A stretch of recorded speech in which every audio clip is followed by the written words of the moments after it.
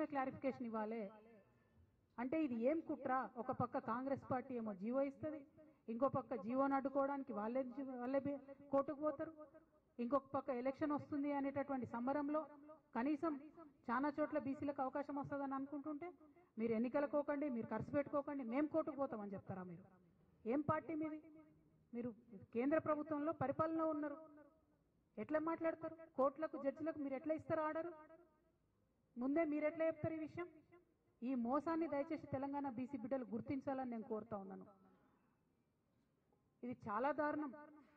BJP పార్టీలో ఇంకెవరన్నా మాట్లాడితే అర్థం చేసుకోవచ్చు. ఈటెల రాజేంద్ర అన్న ఒక ఉద్యమాల నుంచి వచ్చిన బిడ్డ, ఆయన ఎట్లా మాట్లాడతాడు ఇట్లా? You are an MP in a ruling party.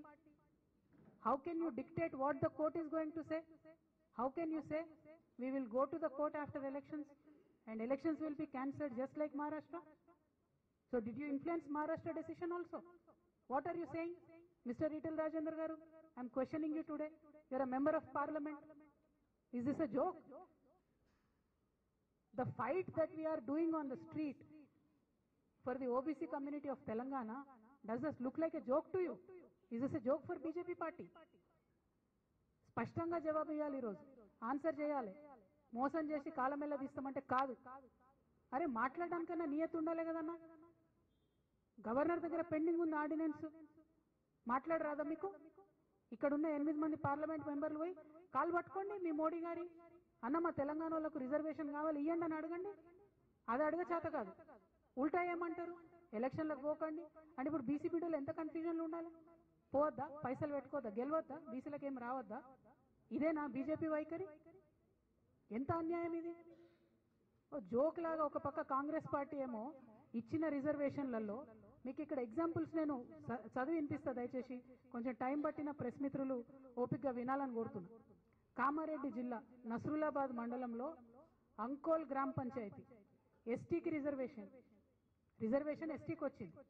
ఆ ఊర్లో మొత్తం ఉన్నది 784 మంది. ఒక్కడంటే ఒక్క ఎస్టీ ఓటర్ లేడు ఆ ఊర్లో. రిజర్వేషన్ ఎస్టీకి వచ్చింది. ఇది ఏంది ఇది? అంటే ఎంత సాంకేతిక పరంగా అసలు ఇదేమన్నా పనికొచ్చే రిజర్వేషనేనా? అట్లనే పెద్ద కొడపతల్ మండలం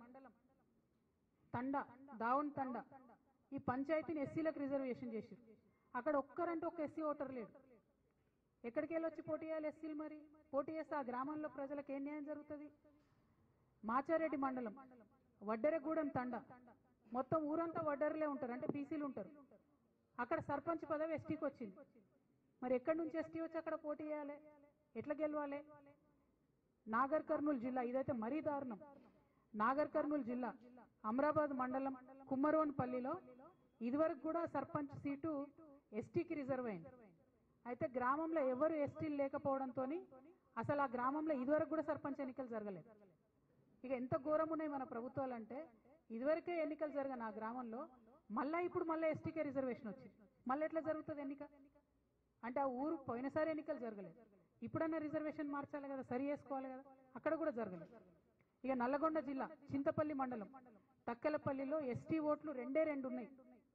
అక్కడ ఎంపీటీసీ స్థానాన్ని ఎస్టీకి ఇచ్చారు, ఇంకో 2 వార్డులను కూడా ఎస్టీకి ఇచ్చారు. ఇద్దరే ఉన్నారు, 3 ఎస్టీ రిజర్వేషన్లు ఇచ్చారు. అంటే ఇది ఏం కుట్ర? ఇదేం పద్ధతి? ఇందుకోసమే మేమేం అడిగినామంటే, మీరు గ్రామ పంచాయతీల వారీగా డీటెయిల్స్ పెట్టండి, జనాభా వివరాలు ఇవ్వండి. ఇస్తే అక్కడ జనాభా ఎవరు ఎక్కువ ఉంటే అక్కడ వాళ్ళకు, ఓసీ లెక్కుంటే ఓసీలకు వస్తుంది, ఎస్సీ లెక్కుంటే ఎస్సీలకు వస్తుంది, బీసీ లెక్కుంటే బీసీలకు వస్తుంది. అలా పెద్ద విషయం ఏముంది? ఇంత సింపుల్ ఇష్యూని కాంప్లికేట్ చేసి ప్రజలను మోసం చేసి ద్రోహం చేసి ఏం బాగుంటే ఈ 2 పార్టీలు, ఈ 2 జాతీయ పార్టీలకు చేస్తున్నటువంటి విధానాలు ఏంది? దయచేసి ఒకసారి తెలంగాణ ప్రజలు ఆలోచించాలని నేను కోరుతా ఉన్నా. ఇంత పెద్ద లిస్ట్ ఉంది, 3 పేజీల లిస్ట్ ఉంది, ఎగ్జాంపుల్స్తో సహా ఒక్కొక్క గ్రామ పంచాయతీలో ఎంత దారుణంగా ఉంది. అసలు బీసీలు లేని దగ్గర బీసీ రిజర్వేషన్ ఇచ్చారు, అసలు ఓసీలు లేని దగ్గర ఓసీ రిజర్వేషన్ ఇచ్చిండ్రు. ఇందుకోసమే మేము అడిగేది, పారదర్శకంగా ఉండాలి, డేటా బయట పెట్టాలి. మీరు డేటా బయట పెడితే రిజర్వేషన్లలో ఎంత శాంక్టిటీ ఉంది, ఎంత క్లారిటీ ఉంది అన్న విషయం కూడా వస్తుందనే విషయాన్ని నేను ఈ సందర్భంగా తెలియజేస్తా ఉన్నాను. At the same time Revanth Reddy గారు నేను సూటిగా ప్రశ్నిస్తున్నా, చాలా గొప్పగా 30 ఏండ్ల ఉద్యమాన్ని నేను ఒక కంక్లూజన్కి తీసుకొచ్చిన, ఎస్సీ వర్గీకరణ చేసిన అని చాలా పెద్ద ఎత్తున అసెంబ్లీలో స్పీచ్ ఇచ్చిండ్రు. ఇచ్చి మందకృష్ణ మాదిగ గారిని పిలుచుకున్నారు, శాల్వాలు కప్పిండ్రు, సన్మానం చేసిండ్రు. అందరం కూడా అనుకున్నాం మరి వర్గీకరణ సమస్య ఎండ్ అయిపోయింది, మంచి జరిగిందని. వర్గీకరణ సమస్య ఎండ్ చేసినామన్నారు, షమీమ్ అఖ్తర్ కమిషన్ వేసిండ్రు, అసెంబ్లీలో బిల్లు పెట్టిండ్రు, వర్గీకరణ చేసినామని చెప్పారు. మరి చేసినటువంటి వర్గీకరణ ఈ రిజర్వేషన్లలో రిఫ్లెక్ట్ కావాలన్నా వద్దా? ఎస్సీ ఎస్సీ ఎస్సీ అని ఇచ్చేసిండ్రు. అంటే ఎస్సీల మాదిగలకు ఎన్ని ఇస్తారు, మాలలకు ఎన్ని ఇస్తారు, ఉపకులాలకు ఎన్ని ఇస్తారు? అసలు వర్గీకరణ ఉద్యమం 30 ఏళ్ళు కొట్లాడింది ఎందుకు? అంతమంది బిడ్డలు ఆ వర్గీకరణ ఉద్యమం కోసం చనిపోయిన మాదిగ బిడ్డలేంది? వాళ్ళ త్యాగాలకు అర్థమేమన్నా ఉందా? మీరు పెట్టినరు బిల్లు, పాస్ చేసిన అసెంబ్లీలో, మరి అది రిఫ్లెక్ట్ కావాలి కదా ఇప్పుడు గ్రామ పంచాయతీ ఎన్నికలల్లా. ఎందుకైతే లేదు? అట్లా కానప్పుడు మీరు బిల్లు పాస్ చేసి ఏం లాభం? బిల్లు పాస్ కానటువంటి బీసీ